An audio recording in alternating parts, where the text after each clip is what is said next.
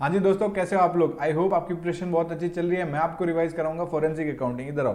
Forensic accounting बहुत simple सा है। 1.5 पेजेस में मैंने पूरा एकदम आपके लिए अच्छे से प्रेजेंट करके रखा है। सारे कीवर्ड्स वगैरह हाईलाइटेड है, आप एक बार देख लेना, आपको अच्छे से ये हो जाएगा। चलो मैं अभी इसको फटाक से रिवाइज करा देता हूँ, ठीक है। फॉरेंसिक अकाउंटिंग क्या होता है, फॉरेंसिक अकाउंटिंग क्या होता है उससे पहले मैं आपको बताऊंगा फॉरेंसिक अकाउंटिंग की सर्विसेज कहाँ कहाँ यूज होती है, और उसी से मैं आपको लिंक करूंगा, ठीक है, कि फॉरेंसिक अकाउंटिंग क्या होता है। फॉरेंसिक अकाउंटिंग की सर्विसेज कहाँ कहाँ यूज कर सकते हैं सर। फाइनेंशियल स्टेटमेंट मैनिपुलेशन हुआ है। फाइनेंशियल स्टेटमेंट मैनिपुलेशन मतलब समझो, फाइनेंशियल स्टेटमेंट में छेड़छाड़ की है, कुछ आइटम्स में मैनिपुलेशन की गई है। ये क्यों की गई होगी, या फ्रॉड वर्क करने के लिए, या फिर मिस अप्रोप्रिएशन ऑफ एसेट्स करने के लिए, कुछ ऐसा फ्रॉड या मिस अप्रोप्रिएशन ऑफ एसेट्स के लिए फाइनेंशियल स्टेटमेंट मैनिपुलेशन हुई है। तो इसको पता करने के लिए हमें क्या ऑडिटर यूज करना चाहिए। ऑडिटर मतलब सर उसको बोलेंगे कि ट्रू एंड फेयर है, कि अपना ओपिनियन दे, इस काम के लिए बुला है कि नहीं। हम लोग को क्या यहाँ पे ये उससे पूछेंगे कि यहाँ पे फ्रॉड हुआ है कि नहीं हुआ है, whether fraud has actually taken place और नॉट, ये चेक करने के लिए उसको बुलाएंगे, ठीक है। तो हम लोग जब फाइनेंशियल स्टेटमेंट मैनिपुलेशन हुआ है तो फॉरेंसिक अकाउंटिंग की सर्विस यूज करेंगे। फाइनेंशियल स्टेटमेंट में मैनिपुलेशन हो गया, ठीक है। उसके बाद दूसरा पॉइंट यहाँ दिया फंड डाइवर्जन, पैसे घुमाए, फंड को डाइवर्ट किया गया, एसेट ट्रेसिंग करना है तो फॉरेंसिक अकाउंटिंग की सर्विस यूज करेंगे।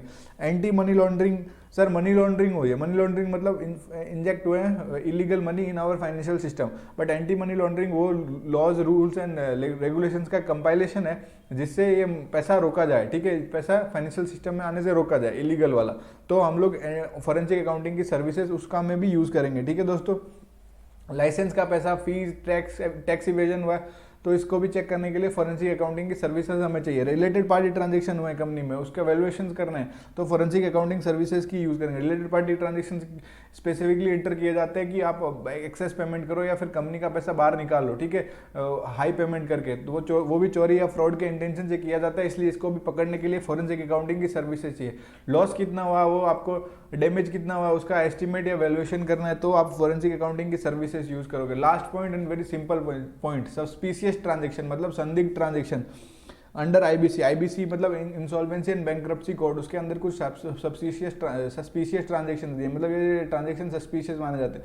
अगर वैसा कोई ट्रांजैक्शन हुआ है तो फॉरेंसिक अकाउंटिंग सर्विस लेके उसको चेक करेंगे कि ये सस्पिशियस ट्रांजैक्शन क्या हुए हैं और इसमें कुछ फ्रॉड या कुछ मिस अप्रोप्रिएशन ऑफ एसेट्स है या कुछ चोरी करने के लिए क्या है। इन सब के लिए फाइनेंशियल अकाउंटिंग सर्विसेज हम लोग देखेंगे।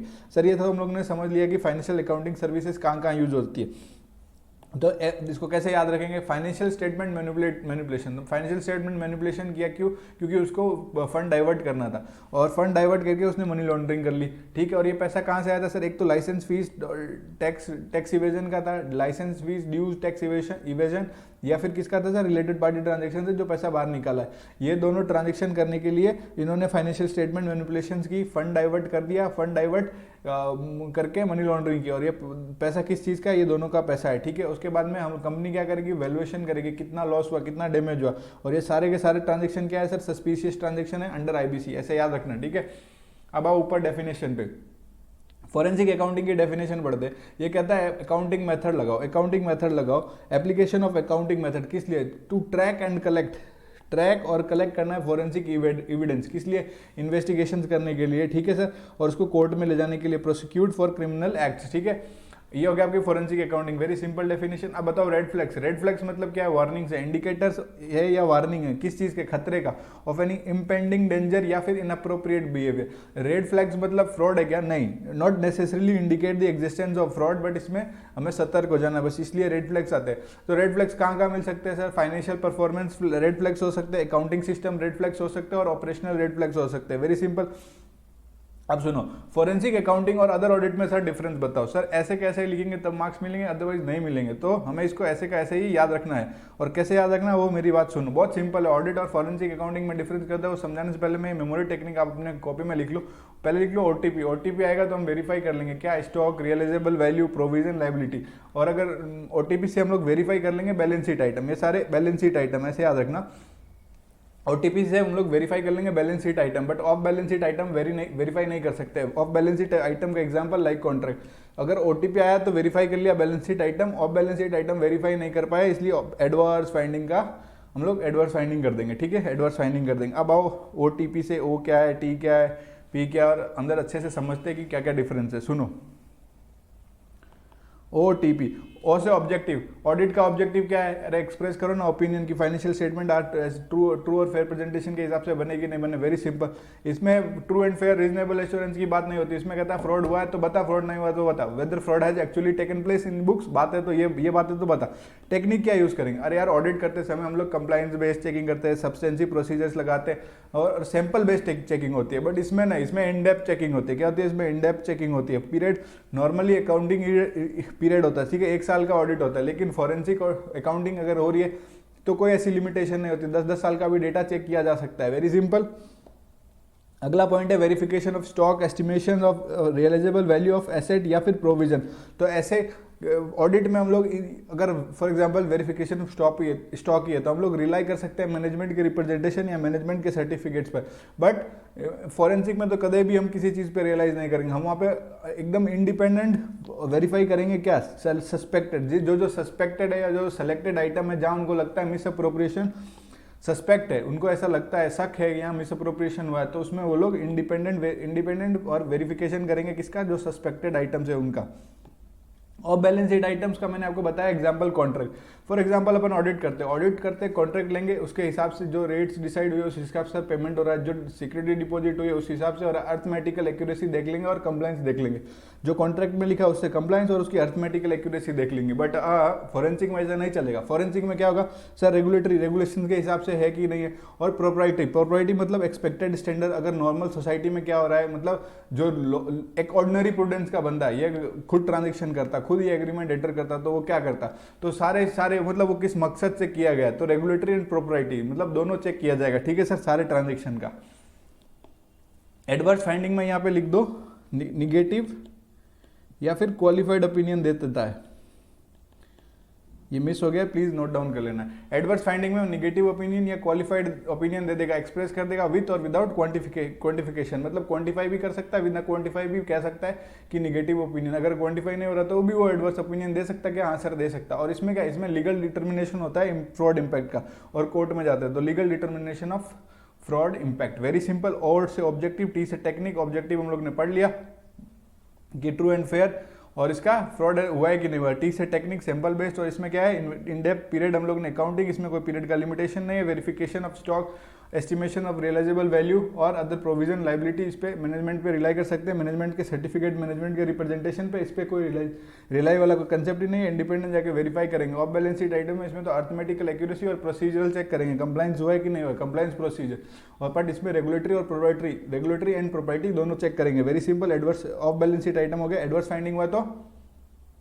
निगेटिव ओपिनियन ये क्वालिफाइड दे देंगे विथ या विदाउट क्वांटिफिकेशन, और इसमें लगा legal determination of fraud impact, very simple. आओ आप अगले टॉपिक पे, need of for forensic audit या फॉरेंसिक अकाउंटिंग। फॉरेंसिक ऑडिट मैंने इसलिए लिखा है कि अगर पिछले प्रीवियस ईयर का क्वेश्चन आता है और एग्जामिनर आपको ऑडिट ही लिख देता तो आप कंफ्यूज हो जाओगे, अकाउंटिंग ऑडिट कोई कंफ्यूजन नहीं होनी, तो अगर ऑडिट भी लिख के आ जाए तो भी डरना नहीं है, वो सेम आंसर होंगे। और जहाँ अगर फॉरेंसिक अकाउंटेंट का पूछ लिया तो मतलब फ्रॉड ऑडिटर का पूछ रहा है, कोई टेंशन नहीं है। फ्रॉड ऑडिटर का मतलब ये कुछ भी करें, अकाउंटिंग को ऑडिटर कर ऑडिटिंग कर दे और अकाउंटेंट को ऑडिटर कर दे तो भी कोई डरने की बात नहीं, जो पढ़ा है वही लिखना है, उनको अकाउंटिंग ही मानना है, समझ रहे हो। पहले यूज होता था इसलिए अभी भी लिख सकते हैं, तो मैंने दोनों लिख दिए। क्या जरूरत है फॉरेंसिक अकाउंटिंग की, क्यों करना है, फ्रॉड प्रिवेंट करने के लिए भी यूज किया जा सकता है, फ्रॉड डिटेक्ट करने के लिए भी यूज किया जा सकता है, अगर प्रोवाइड करनी है एक्सपर्ट की टेस्टिमोनी, तो मैं इसको आपको एक्सप्लेन करता हूँ, फ्रॉड प्रोवाइडिंग एक्सपर्ट टेस्टिमोनी, और या फिर कंप्यूटर फॉरेंसिक। अब सुनो इसकी मेमोरी टेक्निक सुनो सर, देखो फॉरेंसिक ऑडिट की या फॉरेंसिक अकाउंटिंग की क्या जरूरत है, पीडीएफ बनाने के लिए एक्सपर्ट चाहिए, पीडीएफ और एक्सपर्ट चाहिए। अगर आपको ऐसे याद रहता है तो ऐसे रखना, वरना वो सिंपल पीडीएफ, ई गायब है, ई गायब मतलब एक्सपर्ट गायब है, तो हम लोग क्या करेंगे, नीड है हमारी फॉरेंसिक ऑडिट की या फॉरेंसिक अकाउंटिंग की, तो पीडीएफ में सर ई गायब है तो हम लोग एक्सपर्ट लेंगे, और ये क्यों गायब है फॉरेंसिक अकाउंटिंग में देखेंगे, सिंपल। जैसे आपको याद रखना है वैसे याद रख लेना, पीडीएफ एक्सपर्ट, वेरी सिंपल है। अब सुनो मैं इसको भी रब कर देता हूँ। अब देखो फ्रॉड प्रिवेंशन पे इन्होंने इंटरनल कंट्रोल के बारे में लेट गया। फ्रॉड प्रिवेंशन मतलब इंटरनल कंट्रोल की रिव्यू करेंगे, क्या करेंगे, फ्रॉड प्रिवेंशन में इंटरनल कंट्रोल को रिव्यू करेंगे या फिर चेक करेंगे वो एडिक्वेट है कि नहीं, एडिक्वेसी, या फिर उस इंटरनल कंट्रोल के लिए कोई कंसल्टेशन देंगे, और क्या करेंगे, या फिर इंप्लीमेंट करेंगे internal control framework, very simple. अब सुनो review of internal control to verify the adequacy, ठीक है सर, एडिक्वेसी चेक करेंगे, प्रोवाइड करेंगे कंसल्टेशन और implementation of internal control framework, very simple. अब देखो align to an organisation risk profile, कितना अच्छा लग रहा है सुनने में, उस पर फोकस मत करो, अपना इंटरनल कंट्रोल का इसके सारे कीवर्ड्स है वो लिखे, ऊपर हेडिंग फ्रॉड प्रिवेंशन की अपने को पूरा नंबर मिलेगा। अब इसको पूरा रटने का वो मत करो कि अलाइन टू एन ऑर्गेनाइजेशन, आंख बंद करके 10 बार पढ़ोगे कुछ नहीं होगा, एग्जाम तक भूल जाओगे। फ्रॉड डिटेक्शन, फ्रॉड डिटेक्ट करना है, मतलब फ्रॉड डिटेक्शन करना है फॉरेंसिक ऑडिट के लिए, फॉरेंसिक अकाउंटिंग इसलिए की नीड में दूसरा पॉइंट है फ्रॉड डिटेक्शन। फ्रॉड डिटेक्शन मतलब सर आप इन्वेस्टिगेशन करोगे या फिर एनालाइज करोगे, इन्वेस्टिगेटिंग करोगे या एनालाइज करोगे फाइनेंशियल इवेंट्स, क्यों फाइनेंशियल इविडेंस क्यों सर डिटेक्ट करना है आपको, कोई फाइनेंशियल फ्रॉड हुआ है या फिर ट्रेस करना है किसी चीज का मिस अप्रोप्रिएशन हुआ है, miss appropriated fund, very simple, prevent कर दिया, डिटेक्ट कर लिया। एक्सपर्ट टेस्टिमोनी मतलब उसको एज अ फॉरेंसिक अकाउंटिंग अपन ने करवाई, उसकी रिपोर्ट आई तो वो हमारे को लीगल प्रोसीडिंग में मदद करेगी एज अ विटनेस। देखो असिस्ट इन लीगल प्रोस्पेक्ट, और इसको including testifying in a court, इसको कोर्ट में यूज किया जा सकता है as a witness, as a witness. Witness को क्या बोलते हो, विटनेस को क्या बोलते हैं हम लोग हिंदी में, गवाह, ठीक है। तो प्रोवाइडिंग एक्सपर्ट टेस्टिमोनी, ठीक है। और अगला पॉइंट है कंप्यूटर फॉरेंसिक, अरे यार कंप्यूटर एप्लीकेशंस को यूज करके असिस्ट करेगा हमें रिकवरी में। रिकवरी क्या, कोई एविडेंस को जो जला दिया, हटा दिया, मिटा दिया, फोड़ दिया, तोड़ दिया, उसको रिकवर करेंगे तो, या फिर एनालाइज करेंगे और उसको प्रेजेंट करने के लिए हम लोग सब चीज में किसका यूज करेंगे, कंप्यूटर फॉरेंसिक्स का। अब सुनो वापस जाओ, नीड क्या है फॉरेंसिक अकाउंटिंग की सर, पीडीएफ, पी से प्रिवेंट, डी से डिटेक्ट और एफ से कंप्यूटर फॉरेंसिक, और बीच में ई गायब था सर, एक्सपर्ट टेस्टिमोनी। बात खत्म, कंसेप्ट खत्म, सिंपल। थोड़ा स्पीड तेजी रखता है क्योंकि इसमें इतना है नहीं ज़्यादा, तो अपन क्यों टाइम वेस्ट करें। की एलिमेंट्स ऑफ रिपोर्ट्स बताओ सर, फॉरेंसिक अकाउंटिंग की रिपोर्ट हुई, मतलब रिपोर्ट बनानी है, उसमें क्या क्या एलिमेंट्स होने ही होने चाहिए। एक तो टाइटल के बिना कोई रिपोर्ट होगी कि टाइटल और किसको जाएगा और कि कौन कौन बंदे हैं, distribution list, title, addressee and distribution list डाल दो। उसके बाद हम लोग ने ना सोचो फॉरेंसिक अकाउंटेंट आया, उसको हमने अपना दिया कि ये तेरा स्कोप, ये तेरा ऑब्जेक्टिव, स्कोप और ऑब्जेक्टिव बता दिया, तो वो काम करेगा, वो अपना अप्रोच बताएगा। अगर हम उसको स्कोप और ऑब्जेक्टिव बताएंगे तो वो बोलेगा ना सर ये मेरा अप्रोच और ये मेरे काम, तो बोलेगा ये मेरा अप्रोच, ये ब्रॉड वर्क प्रोसीजर अंडरटेकन, ठीक है। तो एक टाइटल हो गया, एड्रेस हो गया, डिस्ट्रीब्यूशन हो गया, स्कोप एंड ऑब्जेक्टिव हो गया, फिर अगला approach and broad work procedures, simple. उसके बाद में समरी बनाएगा, समरी किसकी बनाएगा, रिजल्ट्स की, an executive summary of the results. यार जो उसने अकाउंटिंग की है फॉरेंसिक अकाउंटिंग, उसके अपने जो रिजल्ट्स हैं उसकी समरी बनाएगा। पर एक बात याद रखना, दो चीजें तो जरूर से जरूर डालेगा, क्या, अगर उसने किसी एक्सपर्ट का यूज किया उसका रेफरेंस डालेगा, और ये एक फैक्ट डालेगा कि ये जो असाइनमेंट हुआ है वो FAIS के हिसाब से हुआ है, conducted in accordance with FAIS। Sir F से फॉरेंसिक, A से अकाउंटिंग, I से इन्वेस्टिगेशन और S से बचपन से पढ़ रहा है standard. Sir forensic accounting investigation standard, ठीक है। तो पहले टाइटल डाल दिया, टाइटल डालते उसको ऑब्जेक्टिव स्कोप बताया, ऐसे याद रखना, मैं जैसे बोल रहा हूँ वैसे याद रखना, ठीक है। अपना दिमाग मत लगाओ, जो जो मैं बोल रहा हूँ उस हिसाब से याद करो, सारी चीजें याद हो जाएगी और जल्दी खत्म हो जाएगी, ठीक है। टाइटल बताया उसको, एड्रेस, टाइटल बताया, ऊपर वाला टाइटल, एड्रेस ही और डिस्ट्रीब्यूशन लिस्ट बताया। उसके बाद मैंने उसको स्कोप बताया, सर ये आपका स्कोप है फॉरेंसिक अकाउंटेंट का, ये ऑब्जेक्टिव है। जैसे इसको बताया वो अप्रोच बताएगा हमको और काम करके भी दिखाएगा, approach and broad work procedures undertaken, काम हो गया तो वो एग्जीक्यूटिव समरी बना देगा रिजल्ट्स की, और रिजल्ट्स बनाते समरी में फिर तो 2 पॉइंट अलग से डालेगा, क्या कि अगर उसने किसी एक्सपर्ट का रेफरेंस लिया है तो वो, या फिर ये बोल देगा, एक फैक्ट डाल देगा कि ये जो असाइनमेंट हुआ FAIS के हिसाब से हुआ, फॉरेंसिक अकाउंटिंग इन्वेस्टिगेशन स्टैंडर्ड के हिसाब से हुआ, फिर सारी फाइंडिंग उसको लिस्ट डाउन कर देगा। लिस्ट ऑफ फाइंडिंग को मतलब सिंपल फाइंडिंग लिख देगा तो कोई बिलीव करेगा, साथ में की एविडेंस भी तो दे, सोर्स भी दे एविडेंस का, या फिर कोई अदर रिलेवेंट इन्फॉर्मेशन, सिंपल। उसके बाद में सर क्या करेगा, उसके बाद में सर कुछ नहीं, दाल बनाएगा। सर कुछ भी बोल रहे हो क्या, नहीं। डी डिस्क्लेमर, ए एजम्पशन, एल लिमिटेशन। डिस्क्लेमर डाल देगा कि ये डिस्क्लेमर है, ये इतने लोगों से मेरे ऑडिट ने, मैं अकाउंटिंग फॉरेंसिक अकाउंटिंग कर रहा था, इतने लोगों से मैं नहीं मिल पाया, इतने लोगों ने मेरे को रिप्लाई नहीं दिया, तो ये डिस्क्लेमर्स, या फिर एजम्पशंस, ये एजम्पशंस बेस करके मैंने पूरी ये काम किया, और या फिर लिमिटेशन, उस पर कोई भी रिस्ट्रिक्शन दिया, कोई इन्फॉर्मेशन उसको नहीं मिली तो लिमिटेशन अगर कोई मैनेजमेंट डाली वो भी बता देगा। लास्ट में कंक्लूजन, जो कंक्लूजन है भाई साहब बताओ और घर जाओ। Conclusion if any drawn from the assessment, कैसे याद रखेंगे सर, टाइटल, उसके बाद जैसे आया हमने स्कोप और ऑब्जेक्टिव बता दिया, वो जो चुप थोड़ी रहने वाला था, उसने अपना अप्रोच बताया और बोला ये मैंने सारा काम भी कर दिया, ब्रॉड वर्क प्रोसीजर जो उसने अंडरटेक किया। उसके बाद समरी बनेगी, समरी किसकी सर, रिजल्ट्स की। समरी बनने के बाद में वो 2 पॉइंट डालेगा, 2 पॉइट तो आपको अच्छे से याद रखना, एक तो रेफरेंस बताएगा कि किसका, एक्सपर्ट का यूज का, और एक फैक्ट डालेगा, फैक्ट किसका, कि जो ये फॉरेंसिक अकाउंटिंग हुई है इन अकॉर्डेंस विथ, कैसे हुई है sir, FAIS forensic accounting investigation standard, very simple. हो गया उसका काम खत्म, लिस्ट कर देगा सारे के सारे, जो फाइंडिंग है, जो सारी फाइंडिंग है उसकी लिस्टिंग कर देगा, सपोर्ट कर देगा की एविडेंस के साथ। उसके बाद सर DAL, डी मतलब disclaimer, A for assumption, L for limitation, और कोई कंक्लूजन आया तो कंक्लूजन। वेरी सिंपल, ये है आपके की एलिमेंट्स इन दी रिपोर्ट जो फॉरेंसिक अकाउंटिंग रिपोर्ट में जाएगा। मजा आया? ऐसे ही पढ़ते, लेटना नहीं है, बस कीवर्ड्स पर फोकस रखना है। प्रोसेस बताओ सर फॉरेंसिक अकाउंटिंग का, किस हिसाब से प्रोसेस फॉरेंसिक अकाउंटिंग हो रही है, उसका क्या प्रोसेस है। पहले तो सुनो, इसके मेमोरी टेक्निक लिखो। आई डू एनालिसिस, मैं एनालिसिस करता हूँ और रिपोर्टिंग करता हूँ, किसके लिए? For court proceeding, for court proceeding. देखो आई फॉर इनिशियलाइजेशन, देखो अभी मैं प्रोसेस पूछूँ आपको आई डी ओ मतलब आई डू का तो आपको पता है।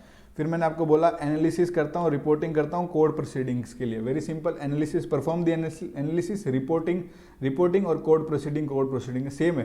देखो ऐसे ही मेमोरी टेक्निक बनाते हैं, ऐसे ज़्यादातर ये अपन वो ऐसे ब्लैंक वाले बनाएंगे ना तो अपन भूल जाएंगे।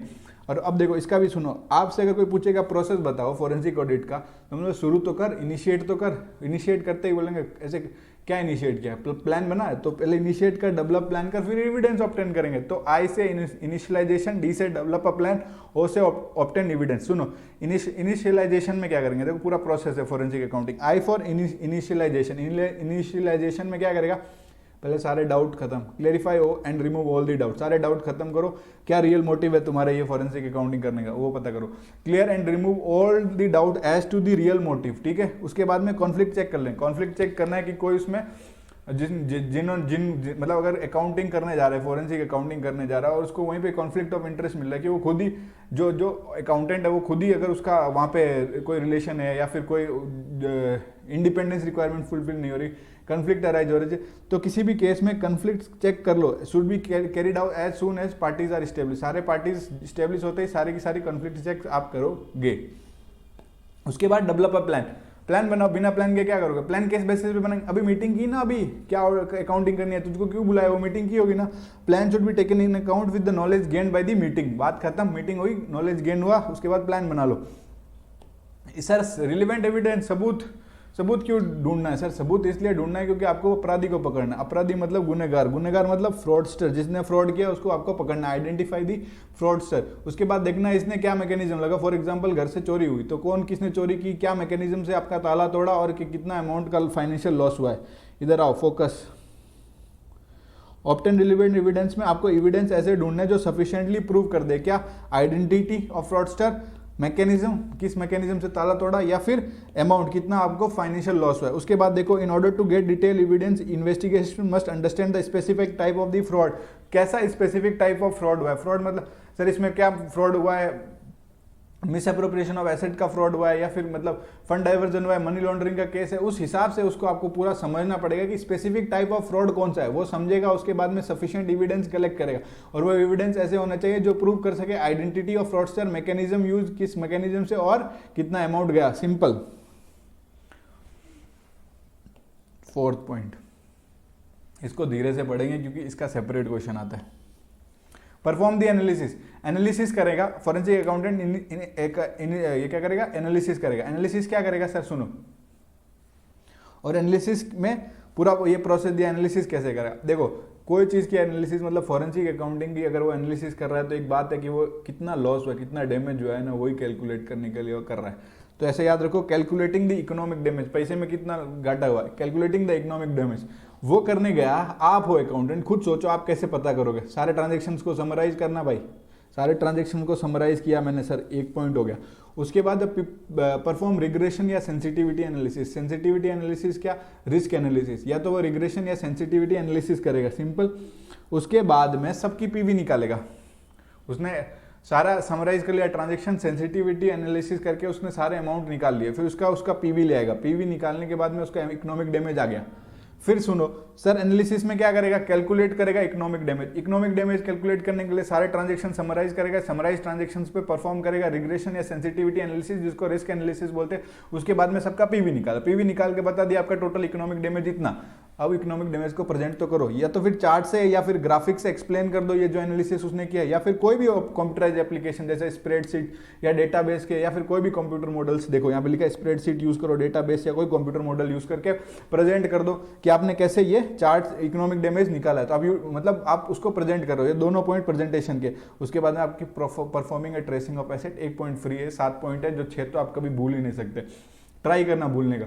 सर इकोनॉमिक डैमेज निकालना, इकोनॉमिक डैमेज निकालने के लिए क्या करेंगे, समराइज करेंगे large number of transaction, summarise हो गया लार्ज नंबर ऑफ ट्रांजैक्शन, तो परफॉर्म करेंगे क्या, रिस्क एनालिसिस, जिसको सेंसिटिविटी या रिग्रेशन एनालिसिस बोलते हैं। उसके बाद में पीवी निकालेंगे, पीवी निकल आपका इकोनॉमिक डैमेज निकल गया। अब इसको प्रेजेंट तो करेंगे, या तो चार्ट से या ग्राफिक से प्रेजेंट कर देंगे, या फिर कोई भी कंप्यूटराइज एप्लीकेशन, उसका एग्जाम्पल स्प्रेडशीट डेटाबेस मॉडल से उसको प्रेजेंट कर देंगे, हो गई आपकी ट्रेसिंग ऑफ एसेट पूरी, परफॉर्म द एनालिसिस पूरा।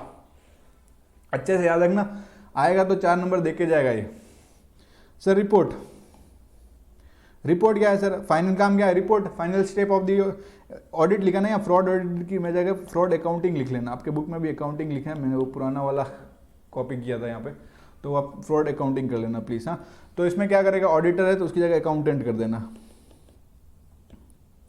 तो अकाउंटेंट क्या करेगा, सारी इन्फॉर्मेशन और डिटेल देगा, जो फ्रॉडलेंट एक्टिविटी हुई है उसको रिपोर्ट करेगा। रिपोर्ट कैसे प्रेजेंट करेगा, ग्राफिक और शेड्यूल से एक्सप्लेन कर देगा जो जो उसकी फाइंडिंग, और ये रिपोर्ट किसके हुई है, जो भी उसने फैक्ट्स एस्टिमेट किए, एस्टिमेट मतलब इकट्ठा किए ड्यूरिंग द प्रोसेस, इसे रिपोर्ट कर देगा। फिर से बोलता हूँ, इशू करेगा रिपोर्ट कब, सर ये फाइनल स्टेप है किसका, फ्रॉड अकाउंटिंग का फाइनल स्टेप है। अकाउंटेंट क्या करेगा, सारी इन्फॉर्मेशन बता देगा, कि सारी इन्फॉर्मेशन दे देगा, डिटेल बता देगा, जो फ्रॉडलेंट एक्टिविटी हुई है उसको, उसमें क्या होता है, उसको ग्राफिक से या फिर शेड्यूल से रिपोर्ट कर देगा, मतलब प्रेजेंट कर देगा। उसके बाद में ये क्या, ये रिपोर्टिंग किसके बेस पे होती है, सारे जो फैक्ट्स एस्टिमेट हुए during the process, during process मतलब जब फोरेंसिक अकाउंटिंग का, in the course of forensic accounting, जब वो फोरेंसिक अकाउंटिंग कर रहा था। ठीक है, कोर्ट प्रोसीडिंग, चलो अब कोर्ट चलते, जो भी सस्पेक्ट है, तो the investigation is likely to legal proceeding, legal proceeding किसके, जो सस्पेक्ट के अगेंस्ट है, जिसके हमें खिलाफ सबूत मिले, उसको कोर्ट लेके जाएंगे, हम लोग फांसी नहीं देंगे।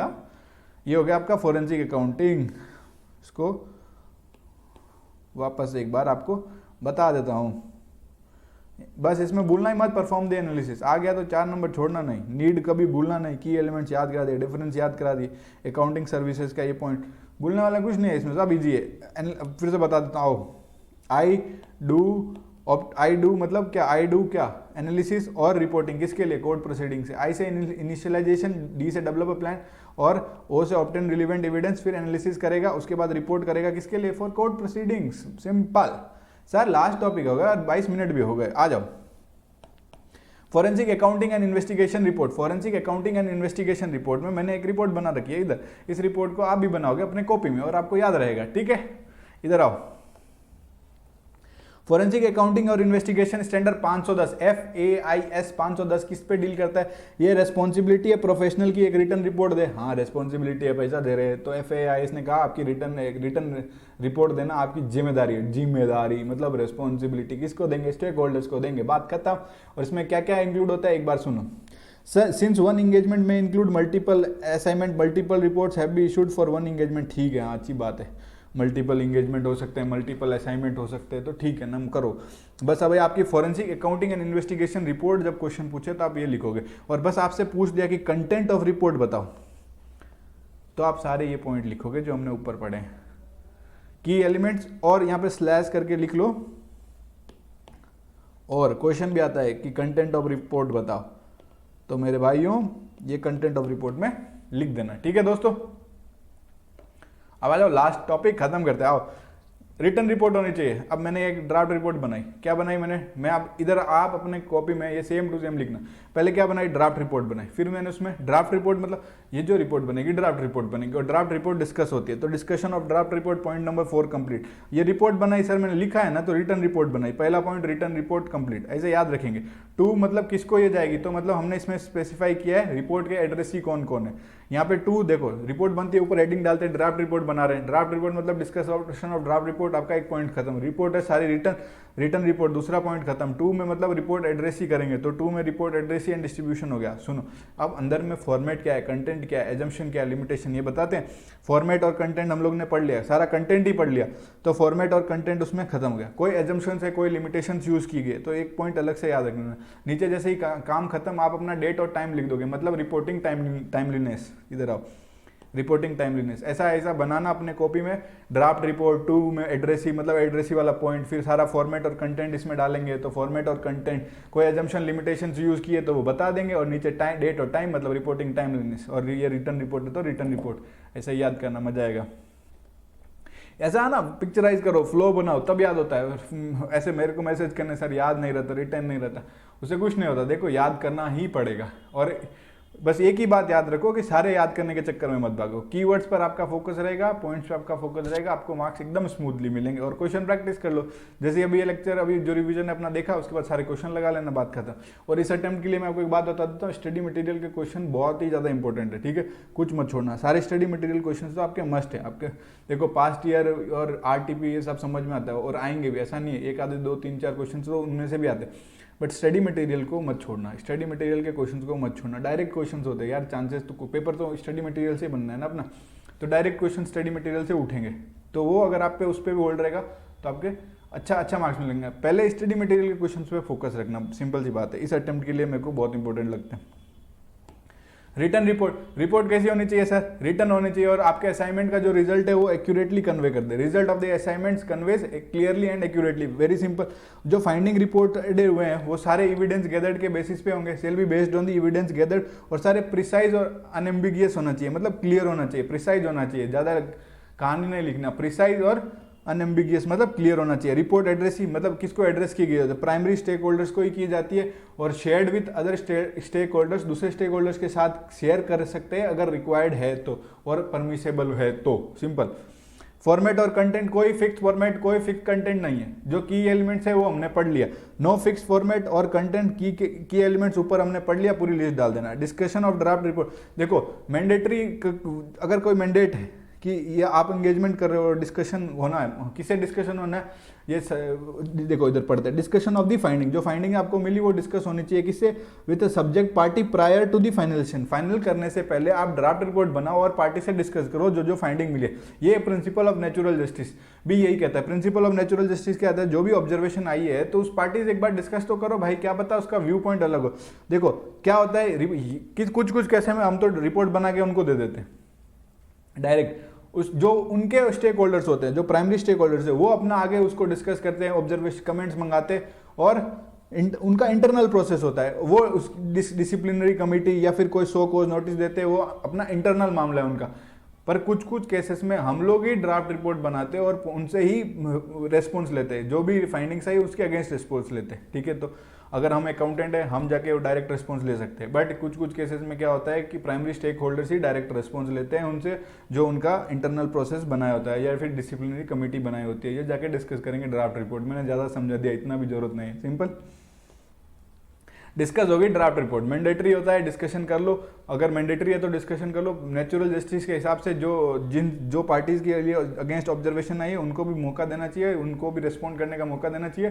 पर कुछ केस में क्या होता है, कंपनी खुद, जो प्राइमरी स्टेक होल्डर्स होते हैं वो खुद ही डिस्कस करते हैं अपने डिसिप्लिनरी कमेटी या जो इंटरनल प्रोसेस उन्होंने बना रखा है। सिंपल एजम्पशंस लगाइए, एजम्पशंस किसकी, कोई भी एजम्पशन, कोई भी लिमिटेड, कोई भी एजम्पशन, एनी रिलीवेंट एजम्पशन अगर आपने रिपोर्ट बनाते समय यूज किया या फिर काम करते समय यूज किया तो अपने रिपोर्ट में डाल दो।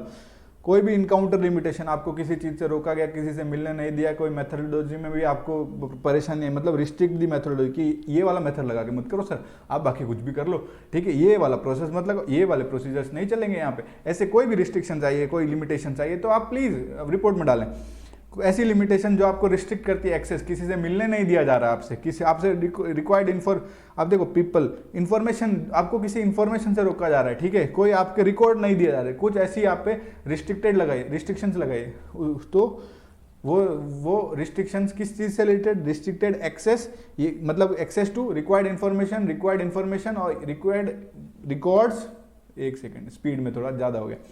रिस्ट्रिक्टेड एक्सेस किसके लिए सर, रिक्वायर्ड रिकॉर्ड्स के लिए, इंफॉर्मेशन के लिए, या आदमी लोग मतलब पीपल, तो ऐसी अगर कोई लिमिटेशंस लगाई है तो वो आप बताओगे। कोई भी डिस्क्लेमर है, कोई भी डिस्क्लेमर, कहीं आपने हाथ खड़े किए हमको नहीं मिला, अनेबल वाले केस, तो कोई भी ऐसी डिस्क्लेमर्स है वो भी रिपोर्ट में आप डाल दो। उसके बाद सुनो, report shall not express an opinion और पास एनी जजमेंट। कोई भी आप एक्सप्रेस नहीं करना ओपिनियन या फिर कोई भी जजमेंट पास नहीं करना, किस पे, ऑन द गिल्ट। आपको रिपोर्ट देनी है, मतलब आपको फैक्ट्स बताने हैं। आप ये नहीं कहोगे ही इज गिल्टी एंड उसको फांसी दे दो, ये इनोसेंट है इसको माफ कर दो, बाइज्जत भरी किया जाए, ये सब आपका काम नहीं है। आपका काम है रिपोर्ट बना के देने का।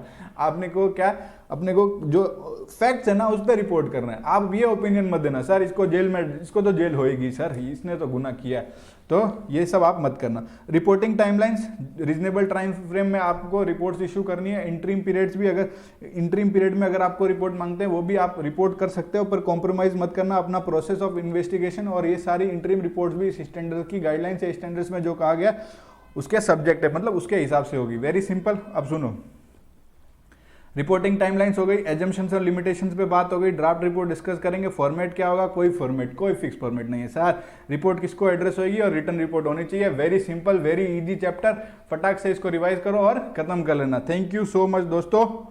अगर आपको वीडियो पसंद आया, लाइक कमेंट शेयर सब्सक्राइब करना मत भूलना, ठीक है दोस्तों। Okay bye, thank you so much.